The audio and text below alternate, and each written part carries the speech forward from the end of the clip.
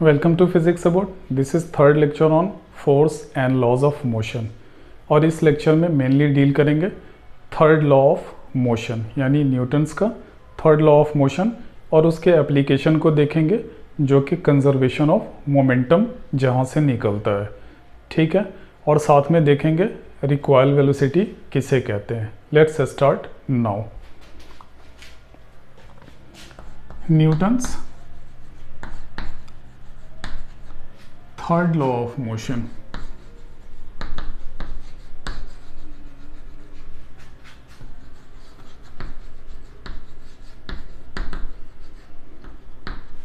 Okay, बहुत ही famous है ये और बहुत ही प्रैक्टिकल है। इस पे ढेर सारे आपको वीडियो मिल जाएंगे। To every action there is equal and opposite reaction।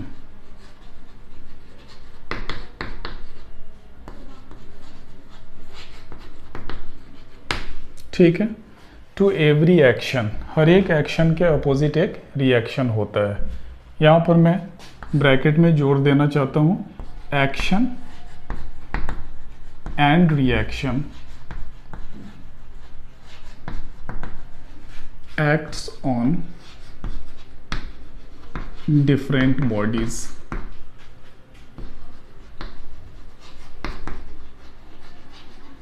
बहुत ही प्रैक्टिकल और आम जिंदगी में यूज होने वाला ये लॉ है। ठीक है, मान लीजिए मैं अभी इस चौक से लिख रहा हूँ, इस पे फोर्स लगा रहा हूँ, बदले में ये जो बोर्ड की सरफेस है वो इस चौक पे फोर्स लगा रही है, जिसके कारण ये चौक रब हो रही है, घिस जा रही है। ठीक है, मान लीजिए आप चल रहे हैं तो आपने फोर्स लगाया किस पे, इस सरफेस पे, अर्थ के सरफेस पे या फ्लोर के सरफेस पे। तो आपके जो फुट हैं या शू हैं या स्लीपर है उस पर भी इसने सरफेस ने एक फोर्स अपोजिट लगा दिया। तो अगर आपका फोर्स पॉजिटिव है तो फ्लोर के ज़रिए लगाया हुआ फोर्स नेगेटिव है। ठीक है, इसे ही action and reaction acts on different bodies. Action आपने किस पे किया था, आपके जो ये स्लीपर या जो शू आपने पहना हुआ है उसके थ्रू आपने किस पे लगाया था, ये उसके थ्रू आपने सरफेस पे लगाया था। ठीक है, और सरफेस ने आप पर क्या किया, इन रिटर्न, यानी आपके स्लीपर पर इन रिटर्न, यानी दोनों सरफेस क्या हो गया, अलग अलग हो गया। ठीक है, तो एक सरफेस क्या है, अर्थ का सरफेस है और दूसरा स्लीपर का सरफेस है। तो एक्शन एंड रिएक्शन अलग अलग बॉडीज पे काम कर रहा है। नेक्स्ट एग्जांपल लेते हैं बैलेंस का, स्प्रिंग बैलेंस। ठीक है, इधर एक हुक से ये लटका हुआ रहता है और इसमें स्प्रिंग लगी हुई रहती है और 1 2 3 4 5 इस तरह से रेटिंग रहती है इसकी। ठीक है, और एक हुक रहता है। अब एक दूसरा और स्प्रिंग बैलेंस इससे अटैच कर देते हैं और उसको भी एक तरफ से खींचने के लिए छोड़ देते हैं। स्प्रिंग बैलेंस ये लगा हुआ है, इसकी भी रेटिंग 1 2 3 4 5 5 kg तक ये ऑब्जेक्ट का क्या कर सकता है, मास मेज़र कर सकता है। अब आप इसको खींचिए, एक को सिर्फ। ठीक है, अगर एक को खींचेंगे तो देखेंगे कि जितनी रेटिंग इस पे आ रही है, जब आप इस पर फोर्स अप्लाई करते हैं, ठीक है, इस पर फोर्स अप्लाई करने का मतलब है कि ये हुक इस पर फोर्स लगा रहा है, कुछ ऐसे। ठीक है, इन रिटर्न ये जो ऊपर वाला स्प्रिंग बैलेंस है वो क्या कर रहा है, नीचे वाले स्प्रिंग बैलेंस पे एक अपोजिट उतना ही फोर्स लगा रहा है, जिसके कारण अगर इसकी 3 kg की रीडिंग आ रही है तो इसकी भी 3 kg की ही रीडिंग आ रही है। ठीक है, दोनों का मेजरमेंट सेम है। इसका मतलब कि फोर्स जो है वो इक्वल तो है, बट देख लीजिए उसका डायरेक्शन अपोजिट है। अगर ये फोर्स जो आपने यहाँ अप्लाई किया है इस स्प्रिंग बैलेंस पे वो क्या कर रहा है, इसको नीचे की तरफ फोर्स अप्लाई करके ला रहा है। ठीक है, इस स्प्रिंग के रीडिंग को नीचे की तरफ खींच कर ला रहा है, और इन रिटर्न ये वाला स्प्रिंग बैलेंस क्या कर रहा है, इस वाले नीचे वाले स्प्रिंग बैलेंस को ऊपर की तरफ फोर्स लगाकर, अपोजिट फोर्स लगाकर लेकर आ रहा है। ठीक है, सो क्या हुआ, इक्वल एंड अपोजिट फोर्सेस यहाँ पर काम कर रहे हैं। इसी तरह एक और एग्जांपल देख लेते हैं गन का। गन से आप क्या करते हैं, बुलेट फायर करते हैं। ठीक है, जब आप बुलेट फायर करते हैं तो फायर करने वाले को ये बुलेट निकला, ये जा रहा है, इसकी स्पीड है कुछ मीटर पर सेकेंड में, और मास भी कुछ गिवन है, और इसकी मास कुछ ज़्यादा होती है, गन की मास ज़्यादा है, और ये क्या है, बुलेट है। तो जब बुलेट फायर होता है, बाहर निकलता है, तो फायर करने वाले को हल्का सा जर्क फील होता है, हल्का सा, क्योंकि ये फोर्स गन ने किस पर लगाया, बुलेट पर लगाया, और बुलेट इन रिटर्न एक फोर्स लगा रहा है। ठीक है, ये फोर्स इसने लगाया गन ने बुलेट पे, और बुलेट ने इन रिटर्न एक फोर्स लगाया, नेगेटिव फोर्स। बट यहाँ पर जितनी स्पीड से बुलेट निकल रहा है उतनी स्पीड पीछे गन पर फील नहीं होती है, नहीं तो बहुत तेज़ जर्क लगता है शोल्डर पे, और शोल्डर को हर्ट होने का डर होता है। वो क्यों होती है, इसलिए कि गन का मास बुलेट के मास से बहुत ज़्यादा है, much greater than the mass of bullet, जिसकी वजह से ये जर्क बहुत लेस फील होता है, बट फोर्स तो उतना ही लगाया था जितना बुलेट के ऊपर गन ने लगाया है। ठीक है, उसी तरह एक और एग्जांपल लेते हैं, बैलून को इन्फ्लैट कर लीजिए। बैलून को आपने हवा भर दिया, इन्फ्लैट कर दिया। ठीक है, अभी आप यहाँ पर पकड़े हुए थे, ये गैस भरी हुई है, एयर आपने ब्लो करके भर दिया हो, ये जैसे भी भर दिया हो, ठीक है ना, पंप से, एयर पंप से आपने भर दिया हो। अब यहाँ पर आपने होल्ड करके पकड़ा हुआ था, अचानक इसे छोड़ दिया तो देखिएगा कि ये क्या हो रहा है, इससे गैस बाहर की तरफ निकल रही है और ये पीछे की तरफ भाग रहा है। कुछ दूर भागने के बाद ये थोड़ा सा अपना क्या करता है, डायरेक्शन चेंज करता है, और यहाँ पर एक आवाज़ भी आपको हल्की सी सुनाई देगी।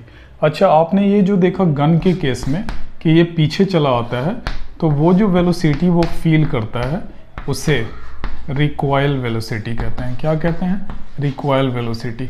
अपोजिट डायरेक्शन में जो गन ने वेलोसिटी फील की या उसके अंदर जो आई वेलोसिटी, उसे क्या कहते हैं, रिकॉइल वेलोसिटी कहते हैं। यहाँ पर देखिए ये क्या हो रहा है, ये जो एयर है वो बाहर की तरफ निकल रहा है बैलून के केस में। ठीक है, तो ये एक फोर्स लगा रहा है, ये इधर की तरफ जा रहा है, इन रिटर्न ये जो क्या है, गैस बैलून पर एक फोर्स लगा रहा है। ठीक है, ये अपोजिट फोर्स लगा और जिसकी वजह से इसमें मूवमेंट आ गया, यानी जितनी तेज़ फोर्स से ये बाहर की तरफ आ रहा है उतनी ही तेज़ फोर्स अपोजिट डायरेक्शन में बैलून पर भी लग रही है। ठीक है, सो मैं क्या बता रहा था, to every action there is equal and opposite reaction, action and reaction acts on different bodies. ये सारे एग्जांपल आपको बता रहे हैं कि action and reaction different bodies पर लग रहे हैं, यानी सेम बॉडी पे नहीं होता, किसी एक पर एक फोर्स और उस बॉडी के कारण दूसरे पर दूसरा force, but equal in magnitude, but direction अलग अलग होता है। मैग्नीट्यूड वाइज बिल्कुल फोर्स सेम होगा, डायरेक्शन अलग अलग होगा। बैलून की इसी थ्योरी पे देख लीजिए, आपने कोई फोर्स तो लगाया नहीं है, इसी थ्योरी पर क्या करता है, आपका जो रॉकेट है ना वो इसी थ्योरी पे काम करता है। ठीक है, जिस थ्योरी पर अभी आपने बैलून चलाया है, देखिएगा रॉकेट में पीछे से ये गैस बहुत तेज़ी से निकलती रहती है, और जितनी फोर्स से ये बाहर निकल रही होती है उतनी फोर्स से इसे ये आगे की तरफ अपोजिट डायरेक्शन में झटका देकर फोर्स लगाती है, उतनी ही फोर्स से ये अपोजिट डायरेक्शन में इस पर अप्लाई करती है, और ये क्या होता है, रॉकेट आगे की तरफ मूव करता चला जाता है। तो ये सब हो गए कुछ example third law of motion के। ओके, आइए अब देखते हैं थर्ड लॉ ऑफ मोशन से रिलेटेड एक कंजर्वेशन ऑफ मोमेंटम होता है, जिसकी बहुत ज़्यादा यूजफुलनेस है, उसको प्रूव करके भी देखेंगे। Newton's third law of motion and conservation of momentum. Conservation of momentum, third law of motion पे ही कंजर्वेशन ऑफ मोमेंटम डिपेंड करता है। ठीक है, मोमेंटम यानी linear momentum. Conservation of momentum के स्टेटमेंट को समझते हैं पहले। If two or more objects are acted upon by each other,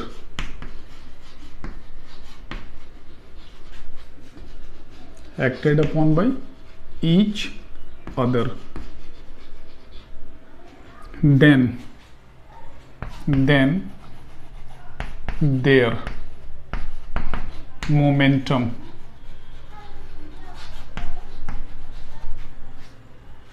remains conserved। Momentum क्या क्या?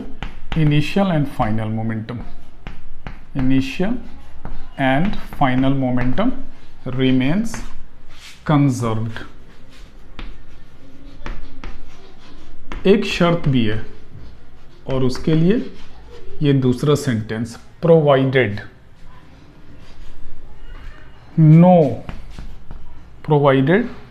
No external force or unbalanced force, no external force or unbalanced force is acted upon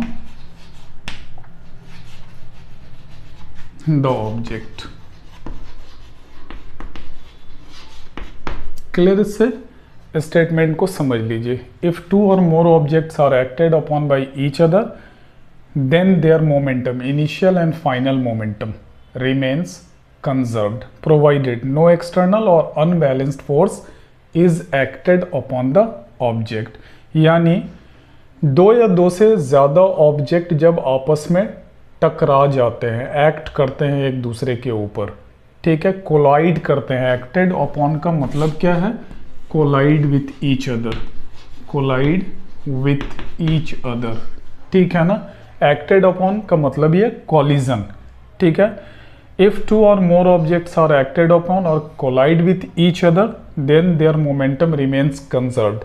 शर्त है remains conserve, यानी momentum को conserve रहने का एक शर्त है। वो ये शर्त है कि जो कोई भी फोर्स उस पर अनबैलेंस्ड फोर्स बाहर से नहीं लग रहा हो, ठीक है। Provided no external force is acting upon और एक्टेड अपॉन द ऑब्जेक्ट। शर्त है provided no external force is acted upon the object. External force का मतलब अनबैलेंस्ड फोर्स भी है। आइए अब इसको एक एग्जाम्पल के थ्रू प्रूव करने की कोशिश करते हैं। मान लेते हैं कि एक कोई object of mass m1 with initial speed u1 is moving on a straight line, और उसी स्ट्रेट लाइन पर एक दूसरा ऑब्जेक्ट जिसकी मास m2 है वो u2 वेलोसिटी से मूव कर रही है सेम स्ट्रेट लाइन पे, ठीक है। स्ट्रेट लाइन में कोई फर्क नहीं आने वाला है, same straight line. So let any object of mass m1 is moving with initial velocity u1, और उसी पर थोड़ी आगे ahead of that object m2 मास का एक ऑब्जेक्ट u2 वेलोसिटी से मूव कर रही है। शर्त यह है कि u1 की वेलोसिटी u2 से ज़्यादा है, तभी तो इस लाइन पर जाएगी और कहीं ना कहीं ये कोलाइड कर जाएगी। m1 किससे कोलाइड कर जाएगी? m2 से कोलाइड कर जाएगी। सो m1 कोलाइड्स विथ m2, ठीक है। ये m1 m2 से कोलाइड कर गई।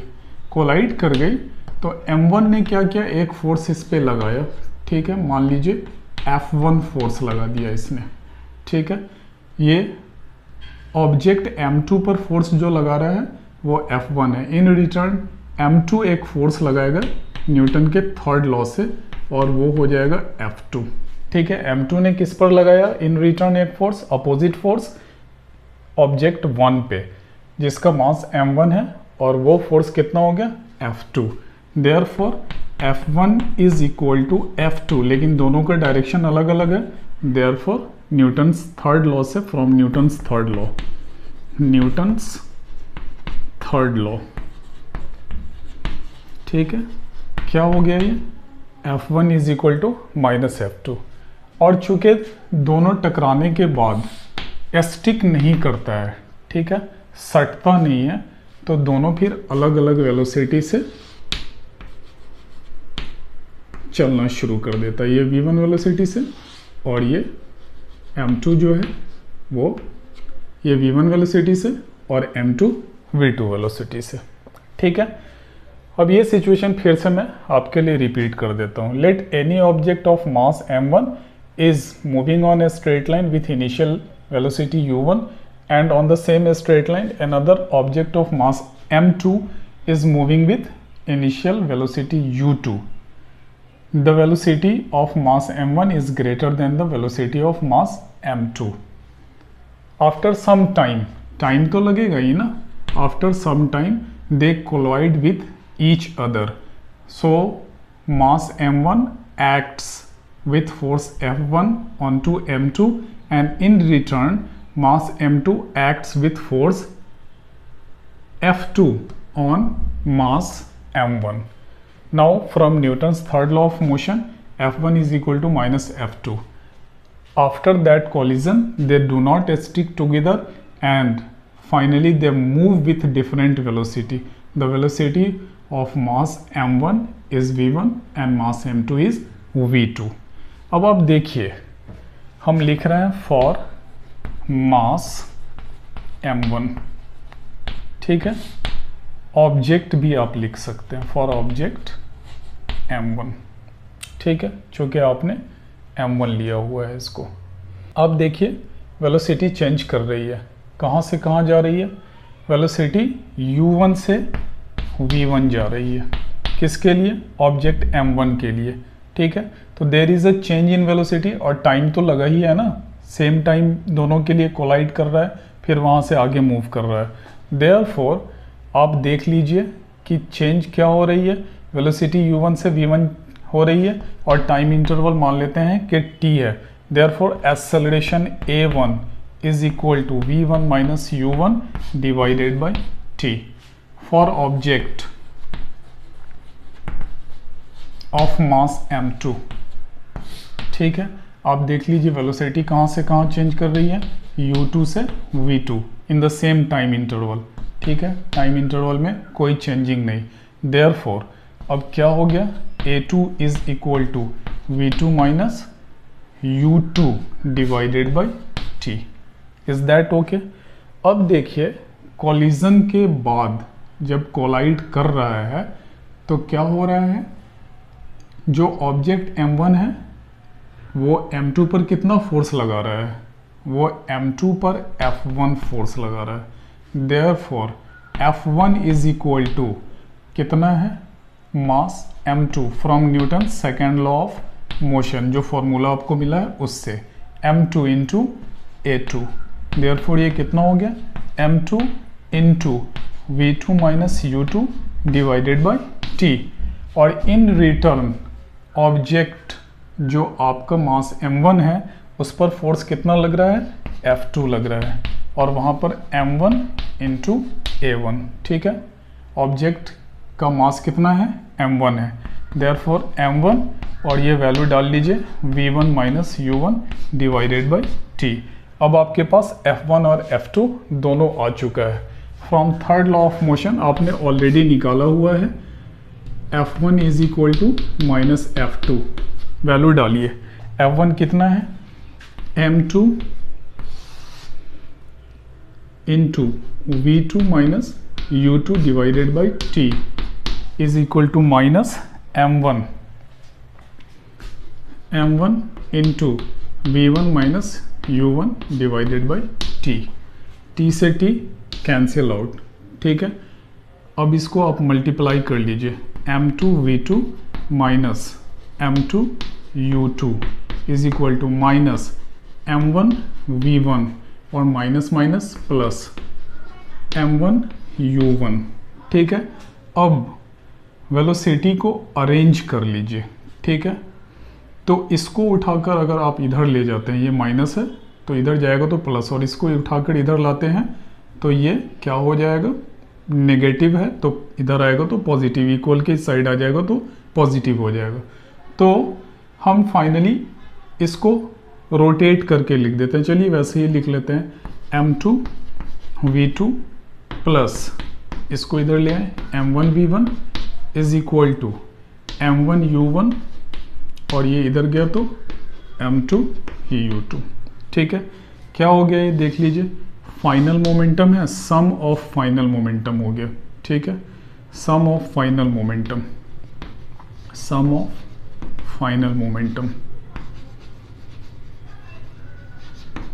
Is equal to sum of initial momentum है, ये देखिए, ठीक है, is equal to sum of initial momentum.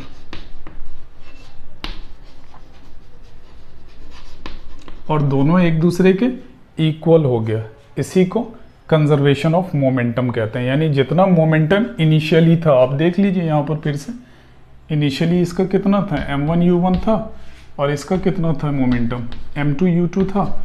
जोड़ लीजिए दोनों को, ठीक है। और फाइनली कितना था, m1 v1, और इसका कितना m2 v2, दोनों को ऐड कर लीजिए। देखिए तो कॉलिजन के बिफोर और कॉलिजन के आफ्टर दोनों का सम इक्वल है कि नहीं है।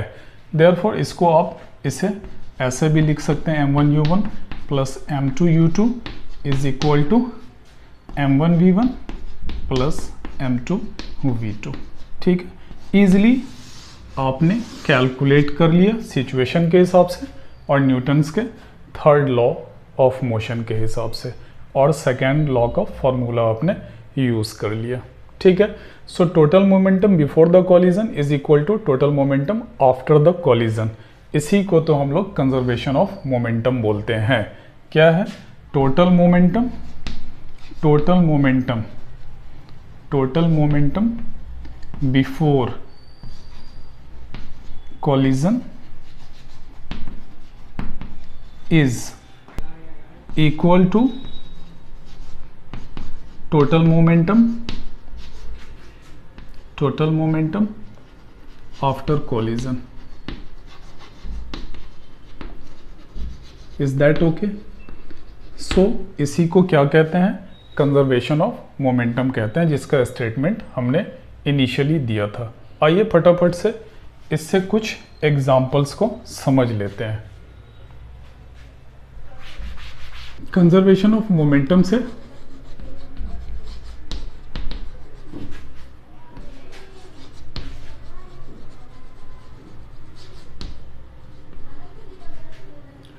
फॉर्मूला मिल गया, m1 u1 plus m2 u2 is equal to m1 v1 plus m2 v2, ठीक है।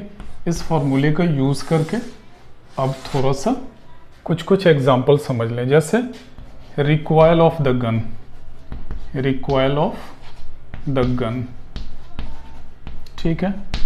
क्या होता था कि आपने फायर किया या किसी गनमैन ने फायर किया, ठीक है। फायर जब किया तो उसने ट्रिगर दबाया और बुलेट निकला, बुलेट की मास m और गन की मास कैपिटल M, ठीक है। तो क्या हुआ, इसकी वेलोसिटी मान लेते हैं इनिशियली u2 है, और इसकी जो बैकवर्ड वेलोसिटी जाएगी वो अभी हम मान लेते हैं कि u1 है, ठीक है। सो कहीं ना कहीं ये बुलेट अगर कहीं नहीं टकराती है, सीधे जाती रहती है, जाती रहती है। अगर किसी चीज़ से टकरा भी जाती है तो भी उसकी वेलोसिटी ज़ीरो हो जाती है, नहीं भी टकराएगी कहीं जाकर वो फॉल डाउन कर जाएगी, कहीं ना कहीं स्पीड तो ज़ीरो हो ही जानी है उसकी। देयरफॉर क्या हो गया, फाइनल वेलोसिटी क्या हो गई उसकी, फाइनल वेलोसिटी ज़ीरो हो गई, ठीक है। और गन की भी कुछ ना कुछ वेलोसिटी के बाद, कुछ ना कुछ जर्क के बाद वो भी रुक जानी है, तो इसकी भी फाइनल वेलोसिटी क्या हो जाएगी, ज़ीरो हो जाएगी। इसकी भी, गन की भी फाइनल वेलोसिटी क्या हो जाएगी, ज़ीरो हो जाएगी, चाहे वो कंधे पर लग के हो या जैसे भी हो, तो दोनों की फाइनल वेलोसिटी 0 हो गई। आइए वैल्यू पुट करते हैं। क्या है ये? गन का मास इनटू इसकी वेलोसिटी u1। सेम टाइम में क्या है ये? बुलेट का मास और उसकी वेलोसिटी u2, इनिशियल वेलोसिटी और जो मास है वो। फाइनल वेलोसिटी गन की 0 और फाइनल वेलोसिटी गन की वो भी 0। ठीक है, अब क्या हो गया ये? m1 u1 plus m into u2 is equal to 0। Therefore आप देखिए m u1 is equal to m u2।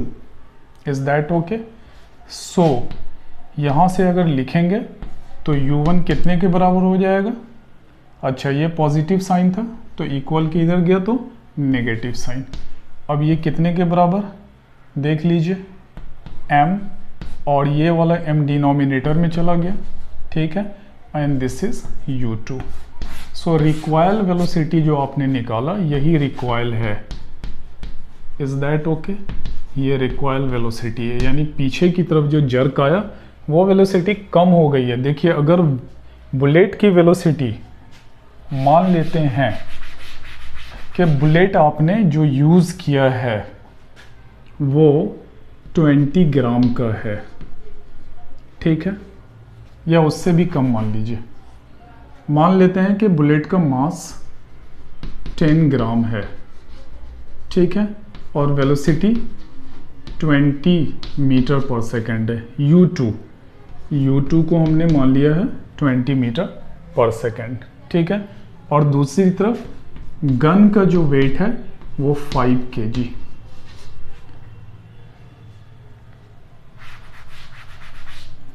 और दूसरी तरफ गन का जो मास है वो 5 kg।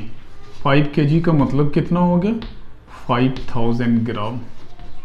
ठीक है, अब ये वैल्यू पुट कीजिए यहाँ पर, आपको समझ में आ जाएगा कि ये वेलोसिटी कितनी घट जा रही है। और निगेटिव का मतलब समझ में आ गया, वेलोसिटी क्या है? बैकवर्ड है। निगेटिव किस चीज़ को दिखा रहा है? डायरेक्शन ऑफ द रिकॉइल, यानी अगर बुलेट आगे फॉरवर्ड जा रहा है तो वेलोसिटी ऑफ द रिकॉइल किधर है? गन की वेलोसिटी बैकवर्ड है। ठीक है, अब वैल्यू ये पुट कीजिए, u1 is equal to mass कितना है? 10 ग्राम डिवाइडेड बाई 5000 ग्राम, ठीक है, मल्टीप्लाई बाई कितना? u2 20 metre per second.